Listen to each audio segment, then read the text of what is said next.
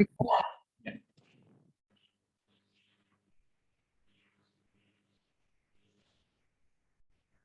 kita mulai. Bismillahirrahmanirrahim. Assalamualaikum warahmatullahi wabarakatuh.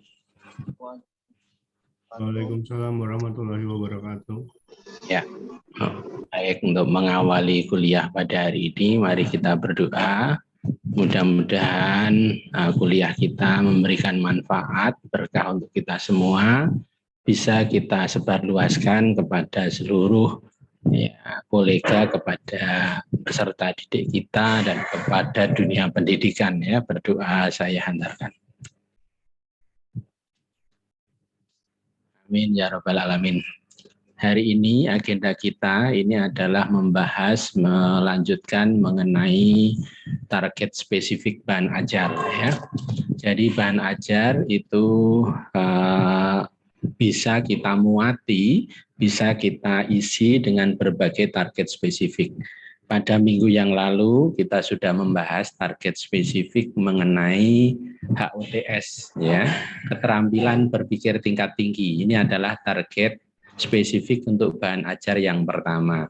Bagaimana bahan ajar kita bukan bahan ajar biasa, bahan ajar kita beri muatan-muatan supaya membekalkan kepada siswa-siswi kita terkait dengan keterampilan berpikir tingkat tinggi.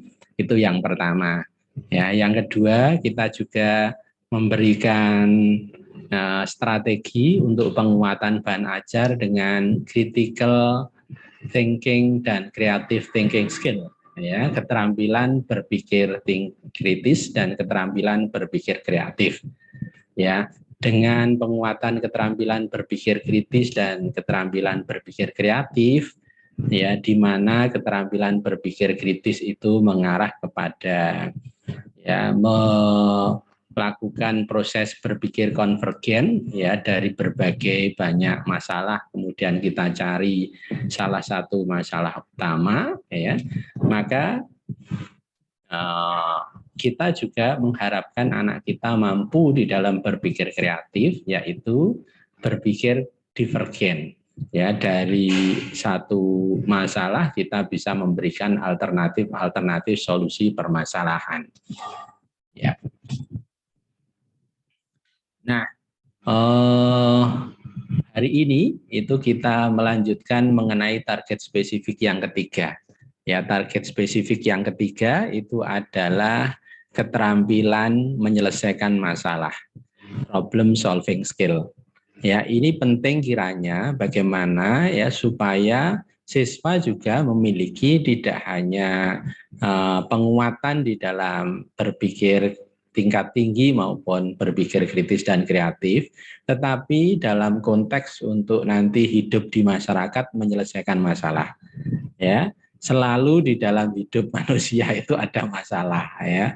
Mahasiswa punya masalah, dosen punya masalah, semua orang hidup punya masalahnya sendiri-sendiri. Nah, seorang cerdas, ya, adalah yang mampu mengelola masalah itu menjadi suatu yang bisa diselesaikan. Ya, maka orang yang sukses di dalam hidupnya itu tidak kok lari dari masalah, ya, tetapi orang yang sukses di dalam hidupnya adalah orang yang berani menghadapi masalah, mengelola masalah itu dengan baik dan menyelesaikan masalah itu menjadi sesuatu yang bermanfaat, menjadi sesuatu yang memberikan dampak baik kepada diri maupun kepada orang lain.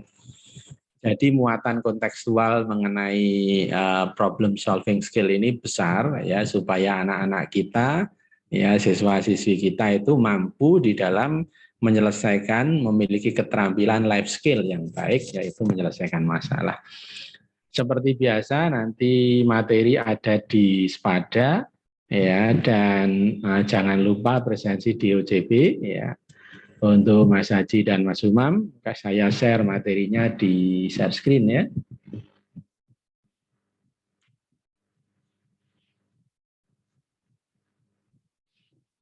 Ya. Berbicara mengenai problem solving skill, ini tidak dapat lepas dari jasa seorang Frederickson, ya. Frederickson ini luar biasa, seorang pemikir yang bidang pendidikan, ahli psikologi pendidikan ya, yang mengemukakan mengenai bagaimana kita mampu mengelola ya, seorang siswa itu mampu mengelola terhadap permasalahan. Nah, keterampilan terhadap pengelolaan permasalahan itulah yang disebut sebagai problem solving skill. Ya, jadi dunia pendidikan, dunia psikologi pendidikan ini dunia yang luar biasa karena tidak mengajarkan semata-mata ilmu, tetapi mengajarkan membekali dengan senjata, ya, membekali dengan cara-cara bagaimana untuk nanti hidup, ya, bagaimana untuk mengembangkan keterampilan-keterampilan khusus di dalam pembelajaran, ya, yang bisa digunakan untuk melaksanakan, menyelesaikan sesuatu yang menjadi masalah ya di dalam kehidupan orang tersebut. Nah, judulnya adalah pemberdayaan keterampilan menyelesaikan masalah atau problem solving skill. Jadi kalau mahasiswa mengangkat suatu topik tesis itu yang berkaitan, maka misalkan model pembelajarannya adalah model problem based learning, pembelajaran berbasis masalah, ya. Nah, maka target spesifiknya adalah keterampilan untuk menyelesaikan masalah. Itu relevan, ya, sangat relevan karena modelnya adalah model berbasis masalah, terus targetnya adalah keterampilan menyelesaikan masalah. Ya, jadi mengangkat mengenai suatu model pembelajaran dan suatu target spesifik itu harus relevan. Ya, relevansi itu muncul kalau kita analisis memang ada keterkaitan antara model dengan target spesifiknya.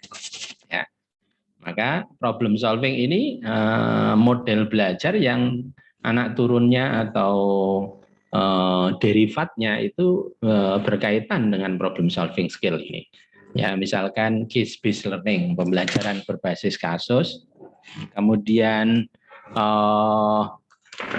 problem posing, ya, problem posing itu pembelajaran berbasis penguatan pada orientasi masalah. Nah, itu kalau nanti targetnya adalah problem solving skill maka relevan, sangat relevan.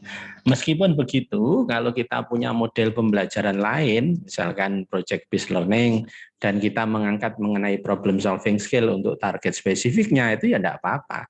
Karena walaupun tidak benar-benar lurus, linear, tetapi keterkaitannya erat, ya, antara problem solving skill dengan model pembelajaran berbasis project. Problem solving skill dengan model pembelajaran berbasis discovery atau inquiry, gitu ya. Nah, kita nanti akan diskusikan mengenai pemikiran Gagne. Ya, Gagne instructional theory ini penting. Bagaimana pemikir dulu itu sudah mengangkat mengenai isu-isu problem solving skill.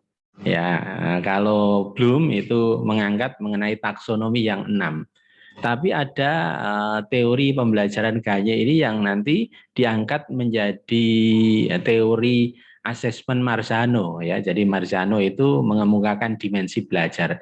Itu cikal bakal Marzano itu antara lain dari pemikirannya Gagne. Ya, jadi Gagne ini merupakan pelopor pemikir untuk aspek teori konsep di dalam model-model asesmen pembelajaran. Kemudian pengertian masalah, ya. Jadi problem itu artinya apa pengertiannya. Kemudian ragam masalah, apa sih macam-macam masalah itu? Ya, jadi masalah itu ternyata ada macam-macamnya, ya. Selanjutnya pengertian pemecahan masalah. Jadi kalau sudah tahu masalahnya, maka kita menjadi tugas berikutnya itu adalah how to solve the problem. Bagaimana untuk menyelesaikan masalah tersebut. Ya. Jadi cara pemecahan masalah ini merupakan strategi ya yang khusus ya sesuai dengan permasalahannya. Kemudian model pemecahan masalah. Bagaimana model-model problem solving dalam pembelajaran itu dikembangkan oleh para ahli. Nah, kita masuk pada bagian pertama, Gagne Instructional Theory, teori pembelajaran Gagne. Nah, ini skema teori pembelajaran Gagne, ya, Robert M. Gagne. Ya, ini mengemukakan mengenai Gagne Theory of Instruction, ya, Gagne's Theory of Instruction. Di sana ya Ganye mengatakan is made up of 3 komponen. Jadi sesungguhnya pembelajaran itu bisa dikategori menjadi 3 komponen. Yang pertama, a taxonomy of learning outcome, ya, penggolongan menurut hasil belajar. Ini adalah ingat ya, ada perbedaan antara output dengan outcome. Ya, kalau output itu adalah hasil-hasil langsung jangka pendek. Ya, misalkan tugas membuat laporan, maka outputnya itu laporan. Ya, tugas meringkas artikel, maka ringkasan artikelnya itu namanya output. Ya, laporannya tadi output. Ya, outcome-nya apa, Pak? Outcome-nya itu adalah keterampilan meringkas, keterampilan meresum, kemampuan mencari literatur, itu namanya outcome. Ya, jadi outcome itu adalah hasil jangka panjang. Output itu adalah hasil jangka pendek. Maka menurut Ganye ini kategori pertama dari aspek pembelajaran itu adalah taksonomi dari hasil belajar jangka panjang, ya. A taxonomy of learning outcome. Yang kedua adalah kondisi-kondisi pembelajaran, condition of learning. Kemudian yang ketiga, pemikiran Ganye itu adalah 9 events of instruction, ya, 9 peristiwa belajar, ya, 9 peristiwa belajar pengajaran. Di bagian pertama, a taxonomy of learning outcome, ya, Ganye ini namanya adalah Robert Mills Ganye, bukunya berjudul Encyclopedia of World Biography, ya, Encyclopedia of World Biography 2004, ya, jadi karangan 2004 ini mestinya sudah edisi revisi karena edisi yang lama yang asli itu ya sebelumnya. Retrieve July 23, ya, ini ada di webnya itu, ya, nanti bisa dicari. Maka taksonomi of learning outcome ini Ganye membagi menjadi 3, yaitu cognitive domain, affective domain, dan psikomotor domain. Yang bagian cognitive domain itu adalah cognitive strategis, intellectual skill, verbal information. Nah, jadi informasi verbal mengenai keterampilan intelektual strategis yang sifatnya kognitif. Ya, kognitif itu aspek pengetahuan. Dalam dunia kurikulum kita dibedakan antara kognitif dengan pengetahuan hanya untuk membuat penguatan saja. Tapi sesungguhnya secara umum ya sama, ya. Apa penguatannya? Ya, kalau pengetahuan itu meliputi ya pengetahuan saja. Ya, sedangkan keterampilan proses itu dulu tidak masuk dulu masuk di pengetahuan, sekarang dimasukkan di keterampilan. Ya, namanya keterampilan proses.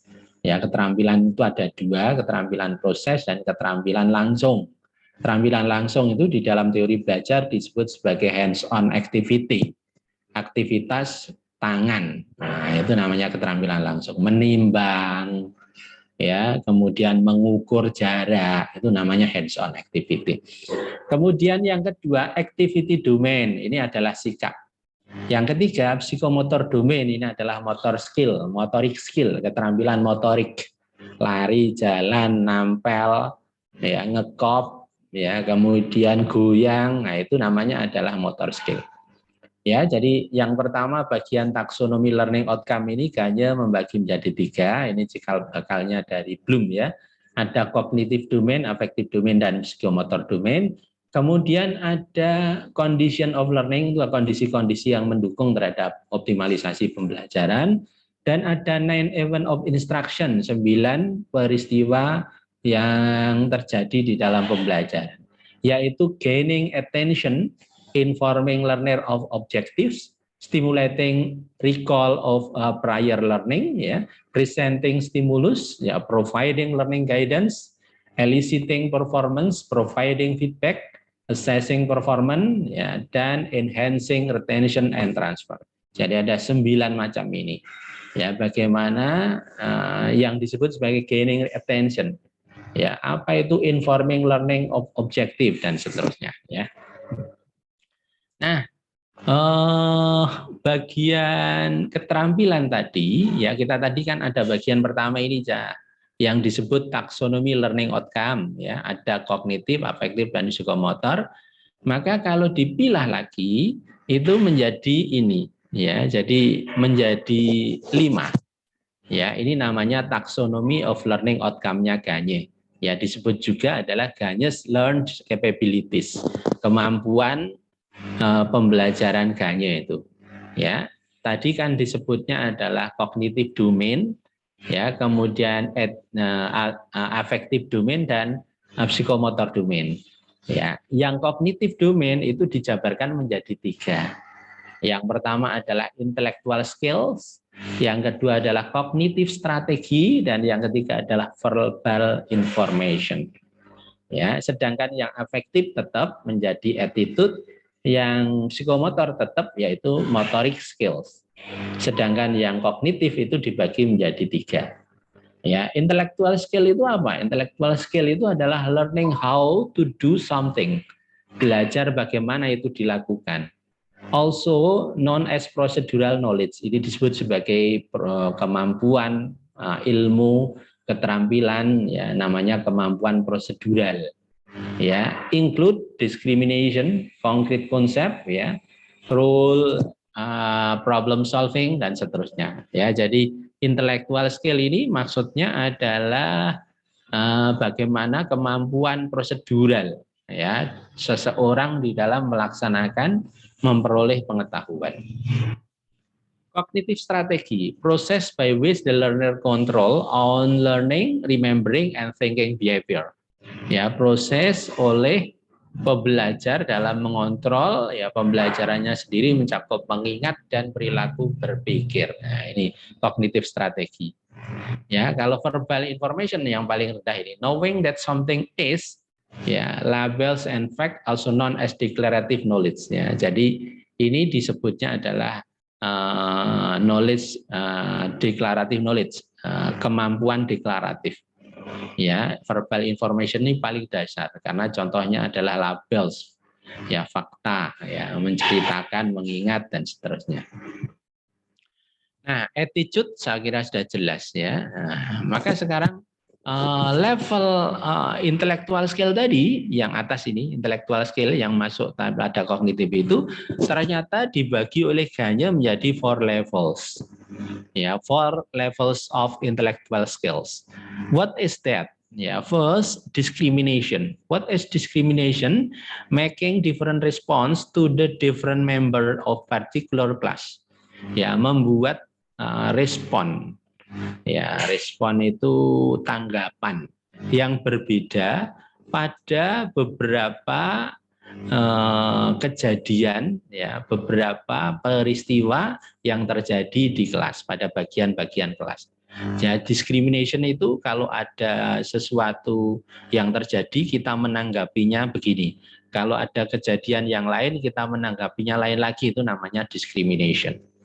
Ya, concrete concept itu adalah responding in a single way to all members of a particular class of observable event.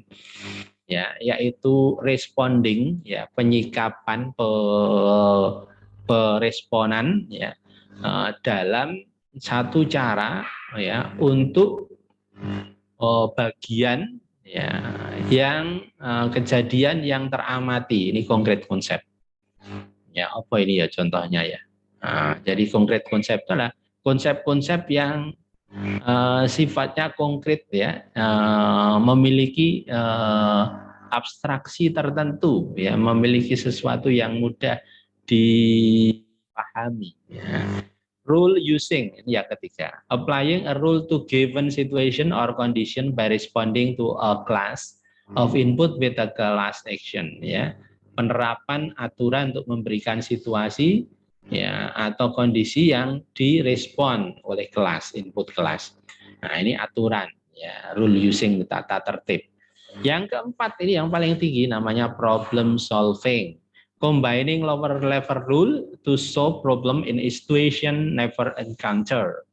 Ya, pengkombinasian, penggabungan antara aturan tingkat rendah untuk menyelesaikan masalah dalam situasi-situasi yang belum pernah ditemui, ya, gitu. Maka problem solving skills itu berada pada tataran tertinggi dari apa tadi?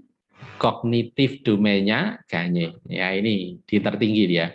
Karena yang pertama adalah discrimination, maka setelah discrimination itu menjadi concrete concept, setelah itu menjadi define concept, disebut rule, dan yang terakhir itu adalah problem solving skill. Ya, jadi problem solving skill itu adalah the highest cognitive domain in Gagne thinking, ya, pemikiran Gagne. Kemudian itu bagian pertama ya mengenai posisi problem solving skill itu di dalam Gagne instructional model, model pembelajaran Gagne. Sekarang kita masuk pada pengertian problem. What is the problem? What is the meaning of problem? Ya, dan ragam masalah, the type of problem. Definisi mengenai problem itu kita temu kenali muncul pertama pada artikel Grino tahun 78. Grino mengatakan ya masalah sebagai situasi di mana terjadi kesenjangan. Jadi ada kesenjangan. Ya, apa itu kesenjangan? Perbedaan antara Dasein dengan Dasolen itu namanya kesenjangan.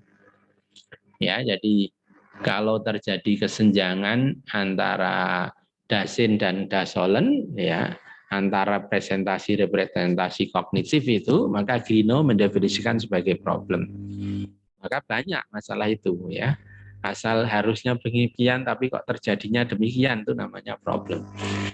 Teori behaviorisme menyatakan bahwa masalah terjadi apabila respon yang diperlukan untuk mencapai beberapa tujuan kurang kuat.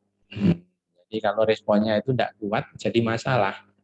Ya, dibanding respon lain atau jika sejumlah respon sebenarnya diperlukan, namun cenderung tidak dapat ditampilkan seluruhnya. Ya, jadi kalau materi agama ternyata kita memerlukan guru, ya bagaimana untuk menyelesaikan suatu masalah, kok tidak ada, maka itu menjadi problem, ya menjadi masalah. Teori pemrosesan informasi melihat masalah sebagai suatu keadaan ketika pengetahuan yang tersimpan dalam memori belum siap pakai. Nah, ya. Jadi kalau kita lihat memorinya nggak siap, itu namanya masalah. Nah, Gino itu menyebut ada 3 jenis masalah. Gino membagi menjadi 3 jenis masalah.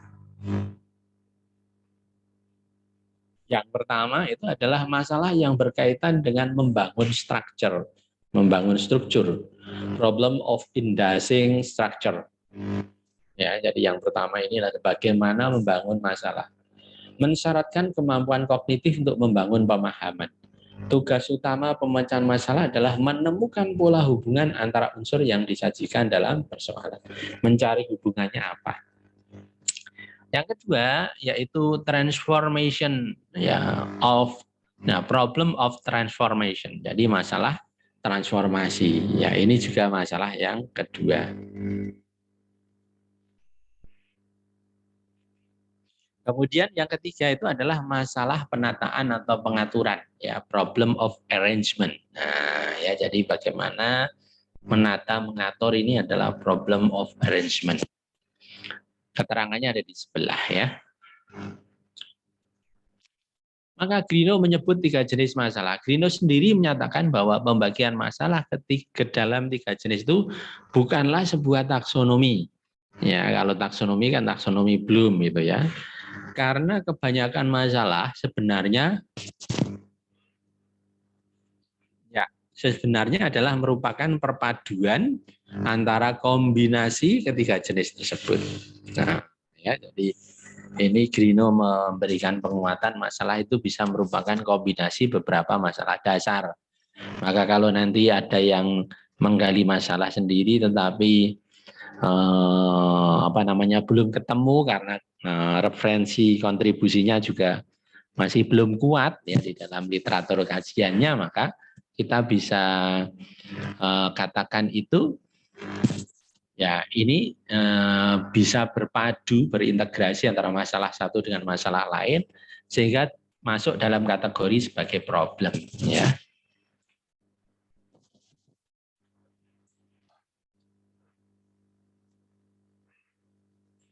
Nah, sekarang kin Ini tahun 95. Inilah KIN yang memunculkan masalah mengkategori menjadi dua, yaitu well-defined problems dan ill-defined problem. Ya, jadi ada well-defined dan ill-defined. What is that? Apa itu? Ya, KIN masalah menurut KIN dipilah menjadi 4. Yang pertama adalah terkait bahasa, ya linguistic problem. Yang kedua adalah terkait bukan bahasa, non linguistic problem. Yang ketiga adalah dibatasi dengan baik, namanya well defined problem, dan yang keempat adalah tidak dibatasi dengan baik, namanya adalah ill defined problem. Nah,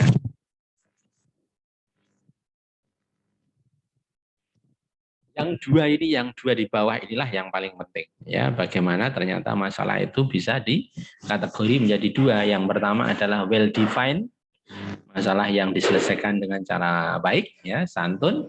Kemudian ill defined, masalah yang dibiarkan saja.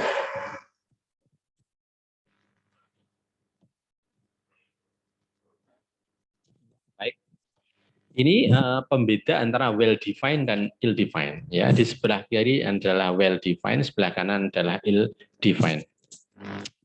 Di dalam well defined, masalah yang mempunyai tujuan representasi gambaran yang jelas dan spesifik. Aturan cara kerjanya pun telah dibangun jelas. Nah, ya, jadi well defined ini masalahnya sudah dibungkus dengan jawaban. Ya, semuanya sudah ada jawabannya. Itu namanya well defined. Contoh soal dalam pembelajaran matematika itu sudah terpilih, ada jawabannya. Tetapi ill-defined adalah masalah yang prosedur, cara kerja maupun tujuan masalahnya tidak pasti. Jadi masalahnya tidak pasti, tujuannya bisa macam-macam, ya. Kemudian masalah itu dalam kehidupan disebut sebagai ill-defined atau ill-structure. Nah, ini yang paling penting, ya. Jadi kutipan mengenai problem solving itu yang paling penting adalah pemikiran Frederickson. Menurut Frederickson, ya, masalah dibedakan menjadi tiga. Yang pertama adalah structure well problem, ya, masalah yang distrukturkan dengan baik, namanya well structure problem.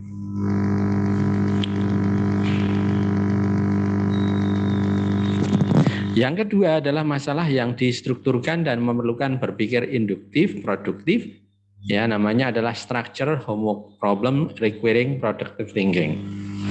Ya, jadi ini masalah yang ada di tengah. Kemudian yang ketiga adalah masalah yang tidak distrukturkan dengan baik, namanya ill structure problem. Ya, jadi dengan memahami ini saja kita tahu bahwa ternyata masalah itu ada yang strukturnya jelas, ada yang tidak. Ya, kita bisa membedakan itu. Baik, kemudian ini adalah pengertian problem solving. Ya, problem solving ini berarti masalah. Saya tembak 5 menit ya.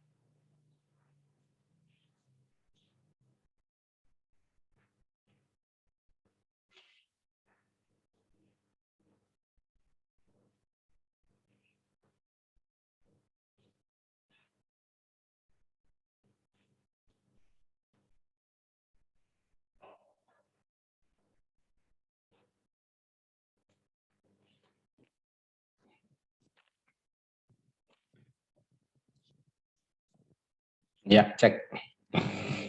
Ya, baik, ini lanjutannya yaitu problem pengertian problem solving ya. Kalau tadi kan problem, sekarang problem solving itu apa? Nah, problem solving ini kan bagaimana keberlanjutan dari problem untuk dikelola sampai problem tadi terselesaikan. Maka para ahli mengemukakan mengenai teori belajar, teori psikologi analisis namanya ya, psikologi analisis untuk menjawab proses bagaimana yang terjadi di dalam proses analisis pemikiran di otak manusia untuk sampai ke arah problem solving ini. Yang pertama Palumbo ya, Palumbo ini 90.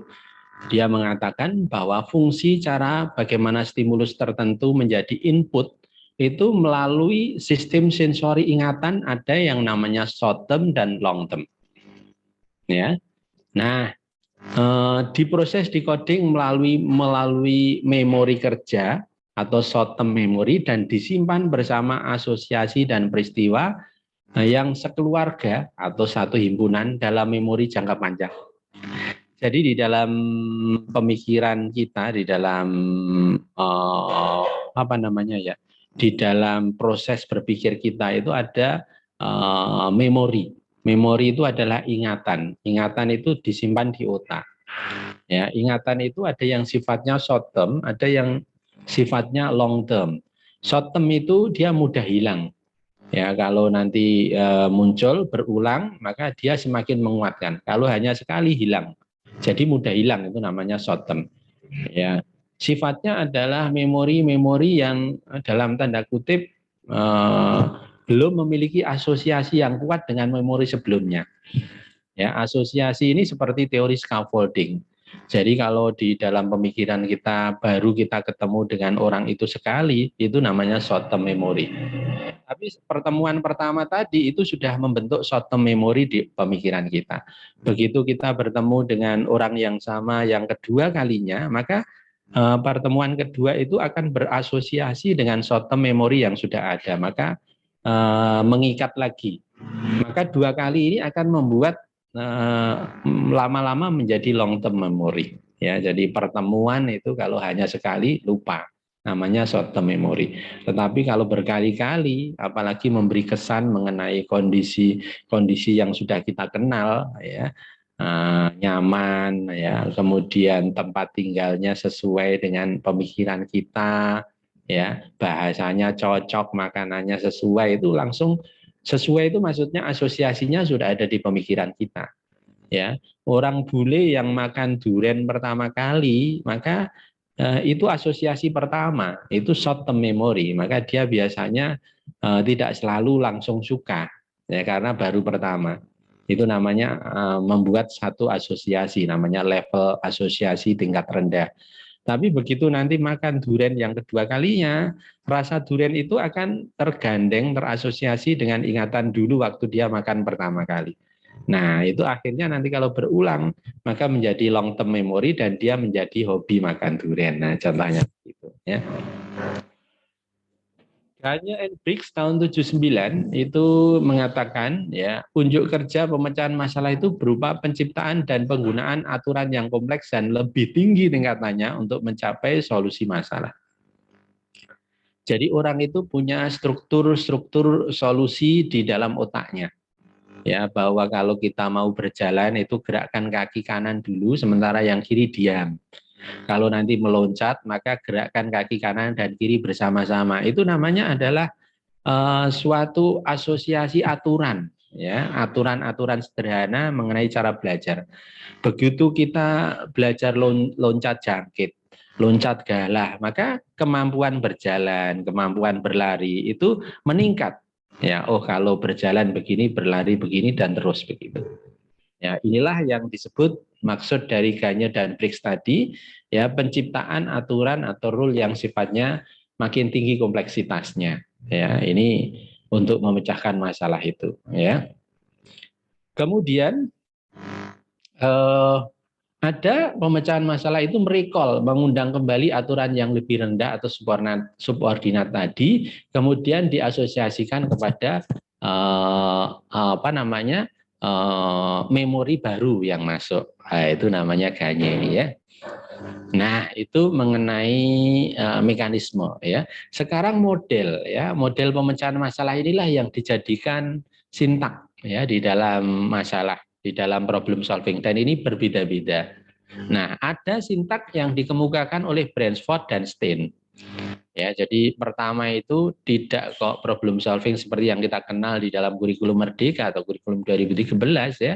Ada model Bransford dan Stein tahun 93 mengenai model pemecahan masalah ideal. Nah, namanya ideal, singkatan dari identify, define, explore, act, and look pen. Nah, ini merupakan langkah siklus ini, ya, akronim dari 5 langkah pemecahan masalah.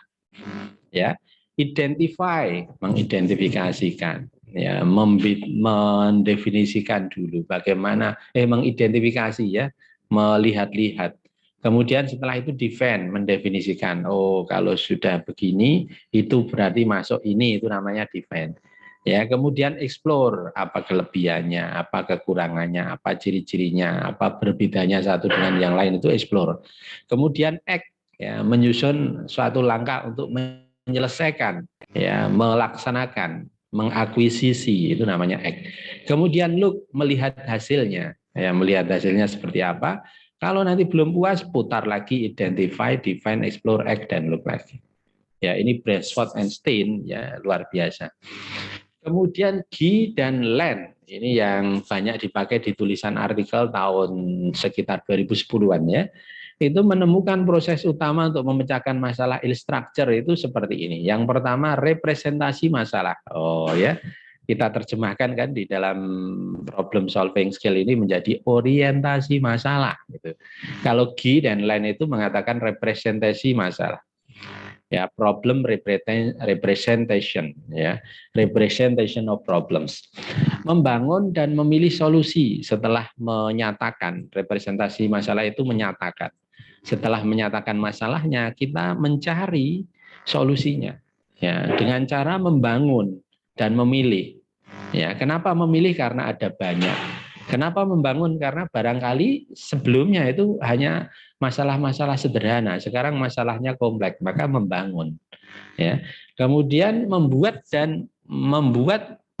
pembenaran dan kesimpulan. Ya, kalau sudah diterapkan, bagaimana hasilnya? Ya, jadi membuat dan membenarkan kesimpulan, memonitor dan mengevaluasi tujuan. Nah, setelah jadi kesimpulannya, bagaimana dimonitor hasilnya bagus atau tidak. Nah, ini. Nah, sudah selesai ya. Jadi pemikiran G dan Len ini tahun 2004 melalui buku Conceptual Framework for Scaffolding Structure Problem Solving, Processes Using Question Prompt and Peer Interaction ini merupakan kajian terkini ya, walaupun masih setelah itu ada beberapa artikel lagi yang membicarakan mengenai sintak ya dari problem solving model ya, model pembelajaran berbasis masalah. Saya stop share. Yes. Nah, baik. Saya kira itu untuk kuliah kita hari ini. Sebelum kita masuk, kita akhiri, mungkin ada, kalau ada pertanyaan Mas Umam dan Mas Haji, saya persilahkan. Mungkin saya secara singkat Pak. Ya. Tadi kan masalah yang problem solving. Nah, itu sebenarnya dalam suatu kelas masalah itu diberikan kepada siswa. Kemudian siswa itu sudah melakukan dengan tahapan secara prosedural. Tapi belum menemukan titik solusinya. Apakah itu nanti jadi dibiarkan seperti nanti ill-defined atau harus dibimbing sampai menemukan solusi? Ya, jadi ini salah satu poinnya ya, bahwa suatu sintak itu sifatnya siklikal. Sintak itu ya seperti model-model ketuntasan belajar, ya, mastery learning, bahwa suatu pembelajaran itu kalau belum tuntas diputar lagi sintaknya. Ini yang menelurkan adanya lesson study, ini menelurkan adanya classroom action research, ya. Jadi harus ada perputaran terhadap suatu langkah-langkah yang mengevaluasi terhadap keberhasilan langkah-langkah itu sebelumnya. Maka kalau ada sintak problem solving skill yang hasilnya ternyata belum sesuai, ya kita catat, kita evaluasi. Guru itu mestinya tidak hanya berhenti pada tataran bahwa siswa tidak dapat. Nah, maka di dalam kurikulum Merdeka itu ada yang namanya modul ajar untuk siswa reguler, modul ajar untuk siswa dengan kecepatan belajar rendah, modul ajar untuk siswa dengan kecepatan belajar tinggi itu ada. Ya, tujuannya apa? Semua siswa itu pada dasarnya tuntas, tetapi berbeda-beda kecepatannya. Yang siswa pinter cepat, yang siswa kurang lambat, yang siswa biasa saja normal. Nah, semuanya itu harus tuntas. Kalau yang cepat diberi pengayaan, yang tuntas lambat ini diberikan remedial, yang sedang biasa saja. Ya, sedang ini enak, sedang biasa saja. Maka kita masuk di 80% siswa itu ya reguler, ya namanya regular student. Di dalam kurikulum Merdeka disebutnya begitu.